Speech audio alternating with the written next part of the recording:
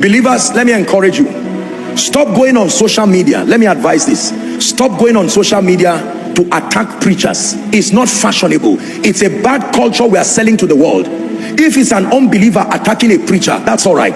There's nothing we can do. It's part of the cross. But fellow believers within the house of God, it is nowhere in the character of Christ. It's a different thing when a believer is or someone who purports to be a preacher or a believer is clearly not of God. Even at that, there is a way the Bible says to approach. Attacking preachers is proof of insecurity. Are we together? Now let me tell you this, ladies and gentlemen, and I say this with passion in my heart. Every preacher in Nigeria and Africa has been listened to by everybody. The fact that people are still listening to those they loved before is a sign that God placed them there. Are we together now? Every major preacher in Nigeria has been listened to by everybody. You would think upon listening to this one and this one, everybody should run away. The Catholics still go to their Catholic churches after listening to this. The Anglicans still go to their Anglican churches. Are we together? The Pentecostals still go there. That's to tell you they were planted there by God. Don't begin to advocate that people will leave a man of God or leave a church because you think you have a problem. It's bad thinking. It's immaturity, because it is God who allocates men. Rather intercede for the people to know better, to know higher. I pray that this sermon will help the body of Christ. I pray from my heart that this sermon will help the body of Christ. We must be careful to examine the teachings and the perspectives that we hear. It doesn't matter where it comes from, even if it comes from Koinonia here. Examine things from scripture first before embracing them or discarding them. The Bible calls such a Christian a Berean Christian. Acts chapter 17. We'll read from verse 10 to 12. The Bible talks about the Christians in Berea. Berea is somewhere now in Greece, I think. It will be a city now in modern day Greece. And the brethren immediately sent away Paul and Silas by night unto Berea, who coming, the Bible says they went into the synagogue of the Jews. Verse 11. It says these were more noble than the Christians in Thessalonica. What was their nobility about? In that they received the word of God with all readiness. They were not judgmental.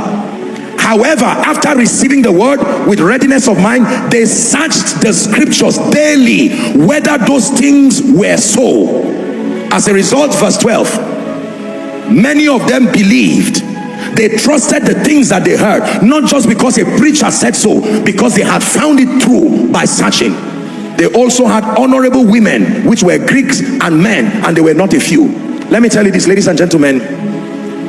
I give you scriptures and I am very open for you to go and research the things that I teach you. And if you find any of them not worthy of your spiritual consumption, you are at liberty to quietly edit it. I love Joshua Selman, but this I believe, this I don't believe. That's fine, no problem. And then pray for me that God will open my eyes to see higher. The day I see higher, I will bring that higher light to you. Are we together? Now I wrote something here. You must learn to search. Listen carefully. You have to take away whatever sentiments and search the scripture. Many sincere, we have a lot of high sounding nonsense in the body of Christ. Articulately, do not confuse literature with spirituality. You can have strong vocal prowess, the ability to conjure words, but it does not make you spiritual, and it does not make your thoughts valid.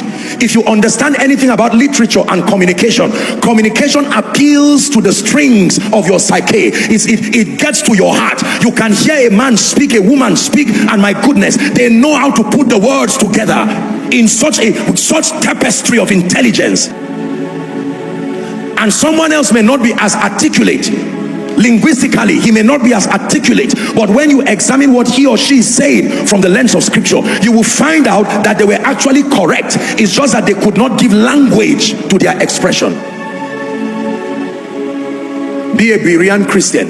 A Berean Christian is not a judgmental Christian. There are many Christians calling themselves Berean Christians. They sit down for 1 hour, 2 hours, 3 hours listening to a preacher. You know what they are listening? They want to hear what is wrong. So it cancels everything. If a doctor treats a patient with 60% success rate, you don't stop calling him a doctor. How many doctors treat patients and the patients still die, and by the next day they go to the hospital again, and you greet them and say you are a doctor? How many lawyers lose cases every time, and you still call them you're a lawyer? But when a preacher says something that is not accurate, or says something, everybody starts attacking. You took a patient to the hospital, the doctor did their best, the patient died, and you still ask the doctor to treat you because you trust his competence. You take a drug that they tell you is 50% chance and you are confident, but when you come and find a man of God laboring day and night, especially when the person is not arrogant, especially when the person is open-hearted, the body of Christ sometimes becomes too harsh on preachers, and I don't blame you. It is what we did to ourselves. Are we together? A man of God can quote 90 scriptures, and the 91st scripture that is wrong, someone creates it as a template for attack. You can't grow that way. If you dishonor priesthood, you sell that idea that is fashionable to dishonor priesthood. You can challenge wrong doctrines, but don't stand up and tear people down and call it boldness. Be a Berean Christian.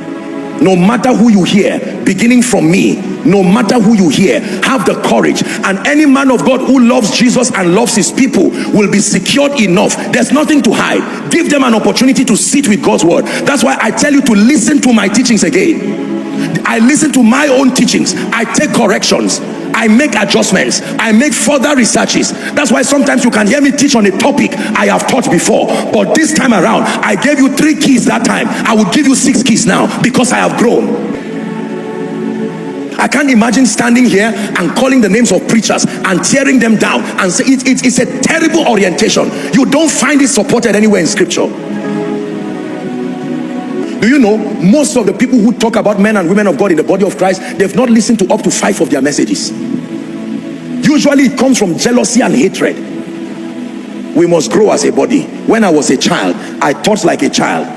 I told you tonight's teaching is a burden that God compelled me to bring it to help the body of Christ. So be a Berean. It doesn't matter who you hear, beginning from Joshua Selman. Be a student of scripture. Get your Bible, research, look at it not from a critical standpoint. Where you find out we are limited, forgive us, excuse our limitations, look beyond the sincerity of our passion and forgive our limitations. The same way you forgive a doctor, the same way you forgive a lecturer. He told you the answer is 5, you went and checked and the answer is 17, you still forgave him. Forgive preachers too, provided their motive is sincere. They are human, they make mistakes.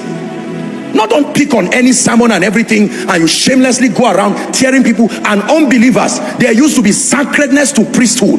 Nobody is saying there are no problems or challenges, but we have brought dishonor to ourselves and we have emboldened unbelievers to say things. You know, when they say things against us, the young ones, it doesn't matter. We are young people, we have the energy to stand any persecution, but they are spilling that disrespect now to the fathers of faith, and we are making the mistake of Esther.